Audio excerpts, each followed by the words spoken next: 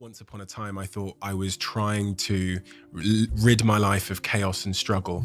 I thought that's why I was trying to get rich and get the Ferrari and the blonde. I thought that would create a life free of struggle. But then I looked at some studies and I heard about this thing called gold medal depression, when Olympians come back from the Olympics and they've lost orientation. And then the day when someone offered to buy my company for a nine-figure number, and it filled me with this emptiness and this dread. And I tried to understand the role that struggle would have to play for me to be a fulfilled human being for the rest of my life. Well, the observation with regard to your company, that's a great observation. I mean, we're built to walk uphill, and when you reach the pinnacle of the hill, you want to stop and appreciate the vision. But the next thing you want is a higher hill in the distance, because it's the uphill climb that it's from the uphill climb that we derive our value. And I mean this technically.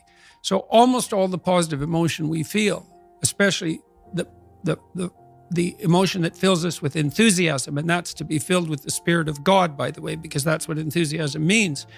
That's experienced in relationship to a goal.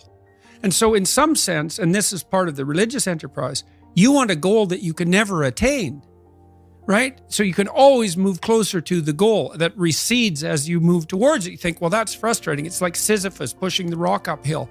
But it's not, because as you pursue that goal, you put yourself together and your life does get better and richer and more abundant. And that's why the highest levels of virtue and goal are in some sense transcendent.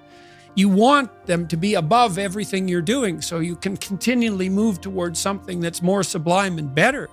That's what you are. You're here to live, not to sleep.